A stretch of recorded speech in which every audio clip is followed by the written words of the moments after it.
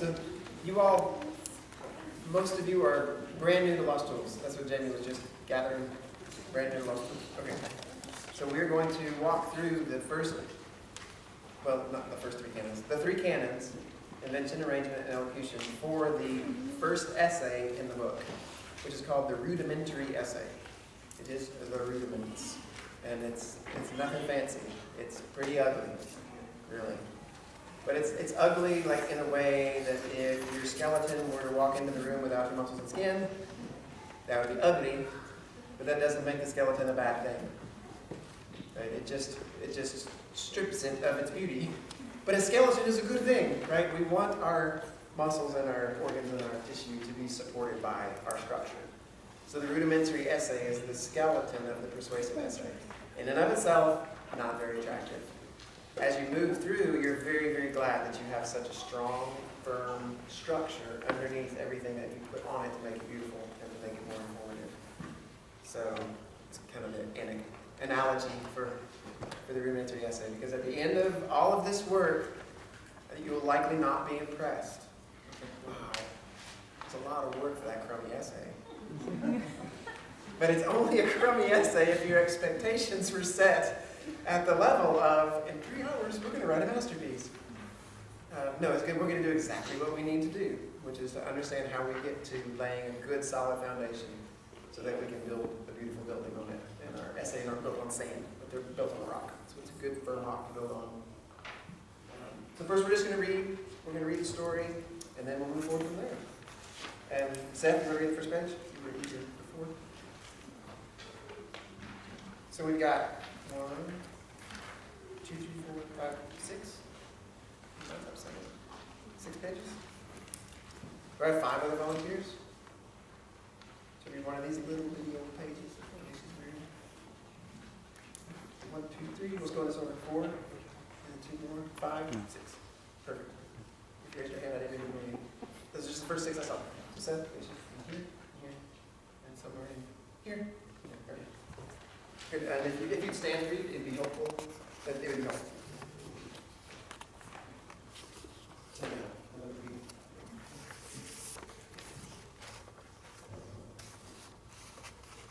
Great. So you start at the top. Stay good. Title and all of it. It was a dark autumn night. The old major was pacing from corner to corner of his study, recalling to his mind the party he had given in the autumn 15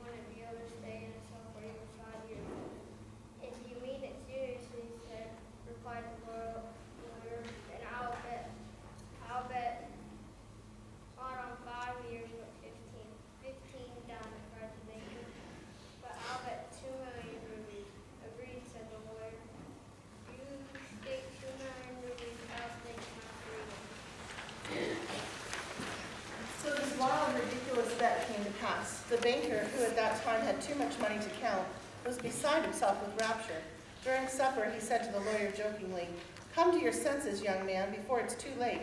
2,000,000 rubles means nothing to me, but you stand to lose 3 or 4 of the best years of your life. I say 3 or 4 because you'll never strike it out any longer. The fact that you have volunteered to go to prison and were not forced to do so will make it much harder for you. The idea that you can free yourself whenever you want will poison your entire time in the cell and make it all the more miserable. I pity you." And now, 15 years later, the banker paced from corner to corner of his study, remembering all of this. He asked himself, why did I make that bet? What was the good of it? The lawyer loses 15 years of his life and I throw away 2,000,000 rubles. Will it convince people that the death penalty is worse or better than imprisonment for life? No, not at all. On my part, it was the whim of a well-fed man. On the lawyer's part, it was greed for money. He recollected further what had happened after the dinner party. It was decided that the lawyer would be locked up in a cottage in the banker's garden. It was agreed that during the time he was there, the lawyer would be watched very closely. He would be deprived of the right to leave the cottage, to see living people, to hear human voices, and to receive letters and newspapers. He was permitted to have a musical instrument, to read books, to write letters, to eat and to drink. According to the argument, he could communicate with the outside world, but only in silence, through a little window specially constructed for this purpose. Everything he needed, books, music, paper, and so forth, he could receive by sending a note through the window. This agreement set forth all the details and obliged the lawyer to remain exactly 15 years, from 12 o'clock on November 14, 1870, to 12 o'clock on November 14, 1885. The slightest attempt to violate the condition, to escape, if only for 2 minutes before the time, would free the banker from the obligation to pay the lawyer the 2,000,000 rubles. During the first years of imprisonment, the lawyer, as far as it was possible to judge from his short notes, suffered terribly from the loneliness and boredom. From his cottage, day and night, came the sound of the piano. During the first year, the lawyer asked for books of light reading, novels with a love interest, stories of crime and fantasy, comedies, and so forth. In the second year, the piano was heard no longer, and the lawyer asked for great books, the classics. In the 5th year, the music was heard again. Those who watched him said that during the whole of that year, he seemed to spend much time thinking. He yawned often and talked angrily to himself. Books he did not read. Sometimes at night he would sit down to write. He would write for a long time and tear it all up in the morning. More than once, he was heard to weep. In the second half of the 6th year, the prisoner began to study languages, philosophy, and history. He studied these subjects with such zeal that the banker hardly had time to get books enough for him. For a period of 4 years, about 600 volumes were brought at his request. During this time, the banker received the following letter from the prisoner. "My dear jailer, I am writing these lines to you in 6 different languages. Show them to experts and let them read them. If they cannot find a single mistake in any of the languages, please order a gun to be fired off in the garden. When I hear the noise, I shall know that my studying has not been in vain. The geniuses of all ages and countries speak in different languages, but in all of them the same flame burns. Oh, if you knew my heavenly happiness now that I can understand them." The prisoner's wish was granted. At the banker's order, 2 shots were fired in the garden. Later on, after the 10th year, the lawyer sat immovable in front of his table and read only the Bible. The banker found it strange that a man who in 4 years had mastered 600 difficult volumes should spend nearly a year reading one book, which seemed easy to understand and was by no means thick. During the last 2 years of his confinement, the prisoner read an extraordinary amount, quite passionately. Sometimes he would read books of science, then he would read poetry or the plays of Shakespeare. He read as though he were swimming in the sea among broken pieces of wreckage, and in his desire to save his life with an equally gasping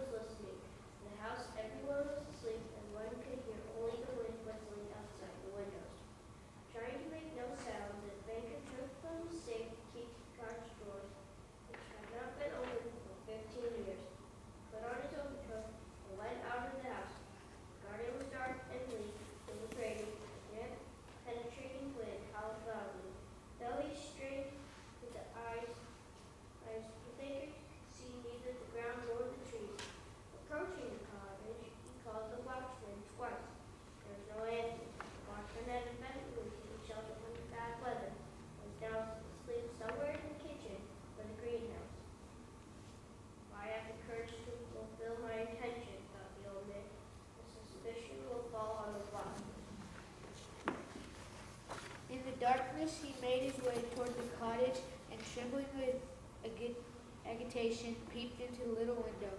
Inside, in the prisoner's room, a candle was burning dimly. The banker saw that the prisoner was sitting by the table, only on his back and hands were visible. Open books were strewn on the table, and the 2 chairs on the carpet near the table. 5 minutes passed, and the prisoner never once stirred. 15 years of confinement had taught him to sit motionless. The banker tapped on the window with his finger, but the prisoner made no movement in reply. Then the banker put the key into the lock. The rusty lock gave a hoarse groan, and the door creaked. The banker expected instantly to hear a cry of surprise and the sound of steps. 3 minutes passed, and the cottage was as quiet as it had been before. He made up his mind to enter. In front of the table sat a man unlike any ordinary human being. He was like a skeleton, with tight-drawn skin, long hair, and a shaggy beard. The color of his face was yellow, his cheeks were sunken, and the hand upon which he leaned his hairy head was so lean and skinny that it was painful to look at.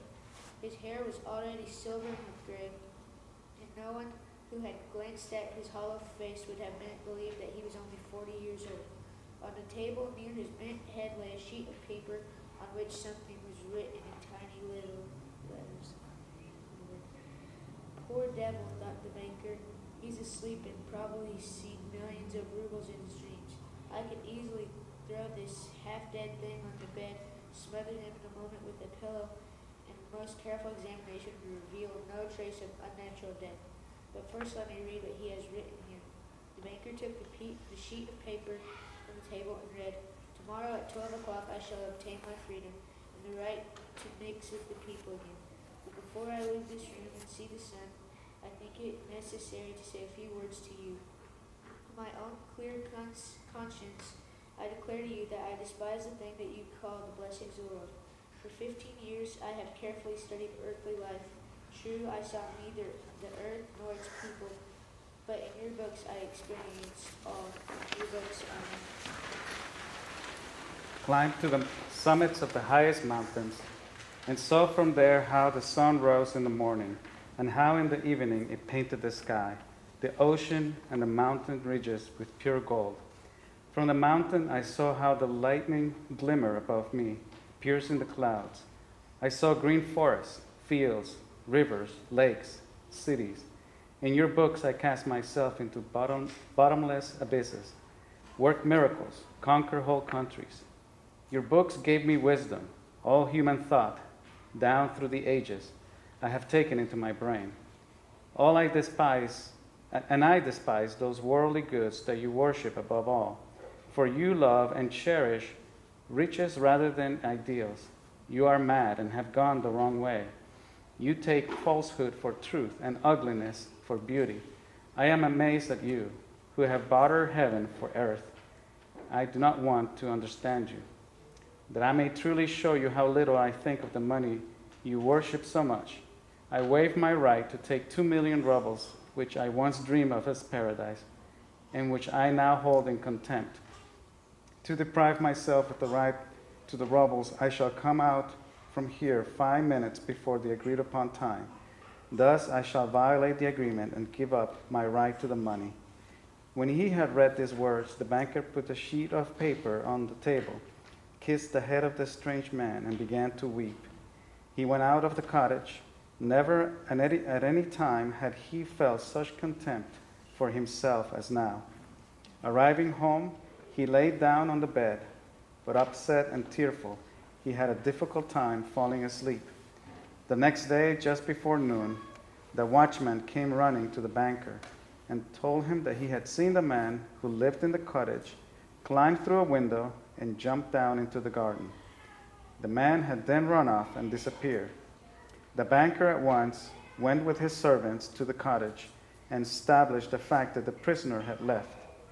To avoid unnecessary rumors, the banker took the note that the man had written and carefully locked it in his safe.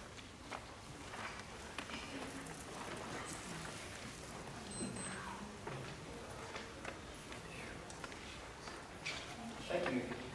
Good reading, readers. Thank you. Every year at one point in the day, it strikes me that we're all sitting together in the room doing this. Like, just to step outside of what we're doing and to look in.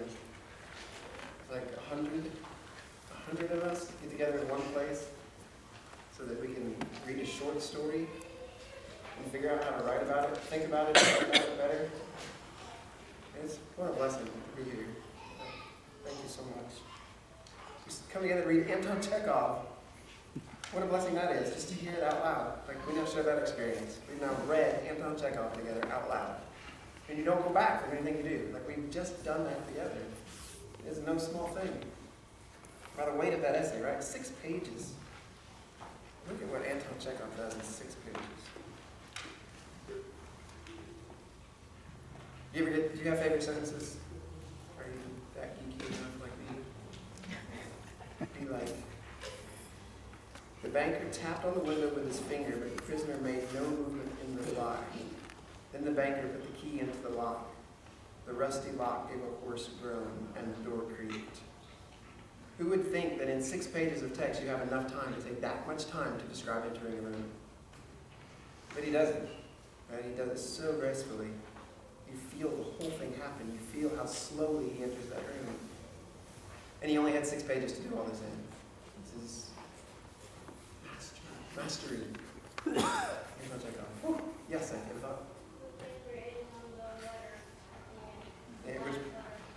The whole letter, or one particular part of it? The whole letter. What makes you like it so much?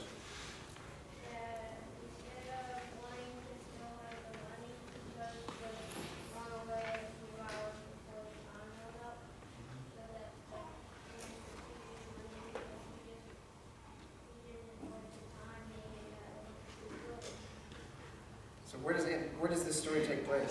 Is there any clues? What's that? In a garden. It does. Is that a bank? It's a banker. At the banker's house. It's in a garden behind the banker's house. Can you expand? Can you zoom out geographically? You think, where does it take place? Where does it take place? So is it on Mars or Earth? Okay, we're thinking Earth. So that locks us into one planet. So now we can zoom in. Russia. Why would you say Russia? Rubles. And then we got Anton Chekhov writing it, which doesn't exactly sound like he's from Alabama. So we've got rubles, we've got Anton Chekhov, without knowing much about him or any more than his story. Highly likely that it takes place in Russia. Does anybody know when Anton Chekhov lived? Well, that's right. He put some dates in. That's right. So we've got the timestamp on it too. That's right. Or at least that's when the story takes place. Does anybody know? Did Chekhov, was he late 19th century? Do you think? I don't know. This is not a rhetorical question. I think it was generally that era, I think. So we've got Russia, taking place in Russia probably, from the rubles, written by a Russian, probably, Chekhov. We got the late 19th century.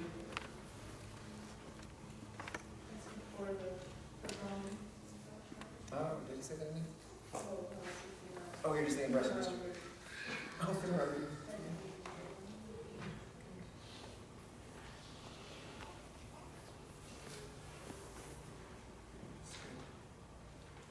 So here we are with Anton Chekhov. Whew. So we start this whole thing out saying, hey, look, we're going to write an essay. And then as we're reading Anton Chekhov, I'm like, I'm such a pragmatist. Here I am reading Anton Chekhov. Why? So I can write an essay. Can I just sit back and enjoy Anton Chekhov for just a minute? Like an hour? I don't know, we didn't take that long to read it. But it is a blessing to get to read all this together. Okay, so now we've got our story. We've got our text, which is very brief. What are some of the component parts of the story? Who are our characters? Let's just start. Banker. A lawyer, Laura said? And a banker? It's not really helpful there, is it? Were any of the guests described in a way that you tell one from the other, or you don't think so? Ah, there you go. one job.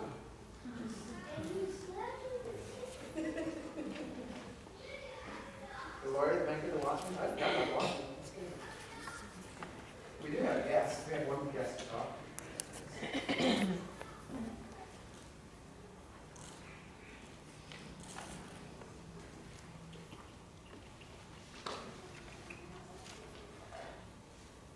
So from y'all's responses to this, we mostly know what we know about this story from the story itself. Right? Apparently none of us in here are big Chekhov fans. We can't place him in the century. And I'm honest, I think he's 19th century, but I'm not sure. So what we have is the story in front of us. And I dare say that we have quite a bit by just having the story in front of us. So it's always nice to know a little bit more about the author. It's nice to know where he's coming from. We were able to gather Russia from the movies, so that was handy. But we just have the story, so let's see what we can accomplish just by reading the story. Different ways to approach literature, right? There's some thoughts that without the author's context, without the context of the setting, then the story has less meaning than if you have all of those things. And so there's a study the author, study the time period, and that's not bad stuff to do. But it's just one way to enter into the story, and then another way is to enter into it just as an artifact, as a work of art. Like if we were to walk up in front of a painting and not know who painted it, and not know when he lived or she lived that painted it, you could still stand in front of that painting and take it in. You might know more if you knew it was Rembrandt and that it was his face of the guy coming down from the cross. Right? There's more that you know, but you're still standing in front of a Rembrandt, whether or not you even know who painted it. So in a sense, we can come to the artifact, the piece of art that's been made, and receive a lot from it, even if we don't have all the knowledge of a literary scholar. Okay, so we're going to do that. So we have a lawyer, a banker, a watchman, and a guest. The guest actually speaks. Does the watchman ever speak? Does the watchman say anything? Does he? Did he? Where did the watchman speak? He tells us that he gets us at the end. Yeah, the watchman came running up and told him, and he insinuated that, yeah, that's right. So the guest speaks, the watchman speaks. But our mates were the lawyer and the banker. So,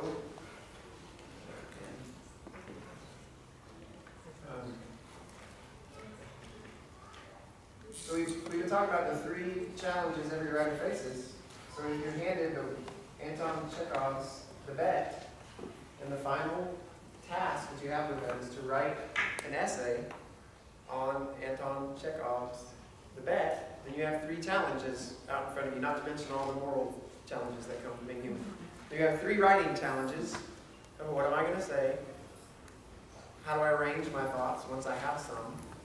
And then how do I say it once I have my thoughts arranged? Actually, how do I put it into this artifact of my own that I have to turn in at the end of the week or the end of the month? So that's what we're going to do now, is begin to walk through a method, a process. It's like long division in math, which is really strange for writing. You think, writing is like creative. As a homeschool parent, I don't know how to assess writing. How do I know if they've done a good job or not? We're about to walk through the steps. And it doesn't just produce a bunch of check boxes. It produces organized thinking and organized writing. But it gives it to you in a way that you can assess your students' writing with clear expectations so that they know what they're supposed to do. And then at the end of doing it all, you can give them an A, which means they accomplished. It's not some vague A that means 95 percentile. It means accomplished. They accomplished the task. Or they get an I, which means incomplete. Not an F. You didn't fail. You're just not done yet. Remember all those parts I told you to put in there? Some are missing. You're not done. Let's look at what you have left to do. And then after the I's have it for a while, you get back to your A, and you accomplish your paper. Because this is not ethereal creative writing. This is a method, a process to go through. So the first thing we do is we identify some characters, which we've already done. And then we identify some actions of those characters. So think of the characters on the board as a subject of a sentence. And then tell me what the lawyer did in the story. What did the lawyer do? The lawyer verb. The lawyer wrote letters.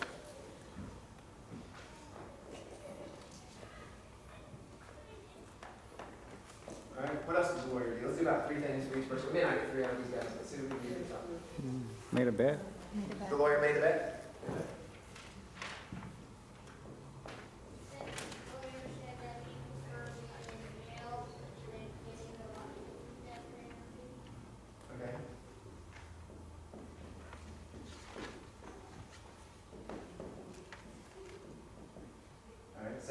a second.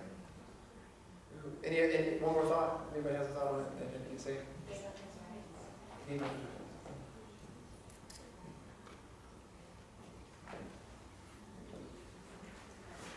All right, so we have the lawyer gave up, the lawyer preferred, the lawyer made, the lawyer moved. I'm gonna move back down to this one. All right, so now let's think about our banker, and let's go through 3 or 4 things that he did in the story. He made that. Oh, he told the story. Reflected on choice.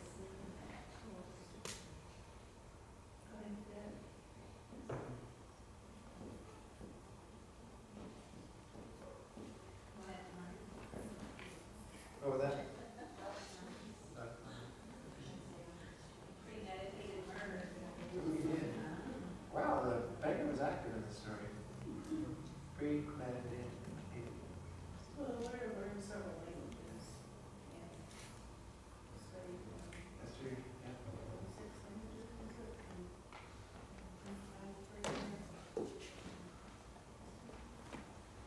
Good. Learn languages, study Bible. Banker lost his money. Did what? Lost his money. Bankrupt. Oh, yeah, he did. Oh, wait. Not the lawyer. The banker.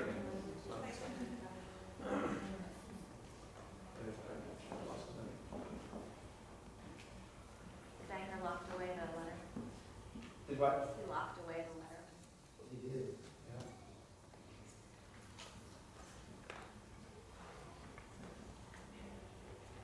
And so already we're organizing our thoughts. Right, just revisiting the story. What did each one of them do? All we used was this character for a subject, and then finish with what's predicates. And revisiting and summarizing the story. So let's move on. That's plenty of what we're about to do. What did the guest do? There was a guest that started.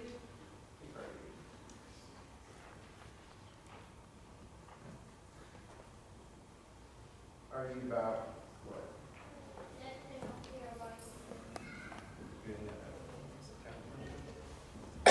Witness to the.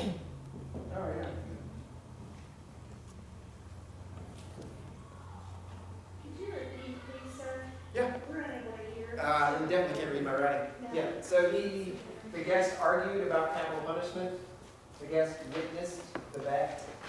The guest witnessed the bet. Whew. That's a sentence. The guests witnessed the bet. All right, good. So we've got to review. The lawyer wrote letters, made a bet, preferred jail to death, gave up his rights, learned languages, studied the Bible. The banker made a bet, told a story, reflected on his choice, got into debt, loved money, premeditated murder, lost his money, locked away the letter. And so far we got the guest arguing about capital punishment, and the guest witnessed the bet. And what did the watchman do? Let's wrap up with the other character that did something. Witness, the watchman was horrible at his job. He did what? Was horrible at his job. Left his post. The watchman was horrible. Witness was a lawyer getting out. All right, so the watchman witnessed lawyer leaving. So the watchman witnessed the lawyer leaving. Reported the lawyer leaving. That's good, and he reported it. How much about it? That's not confusing. He probably delivered the message right from the window. Yeah, all right. All right, so at this point, we've got some characters, we've got some actions that they've done. And what we're going to do is we're going to narrow this down to what we want our paper to be about.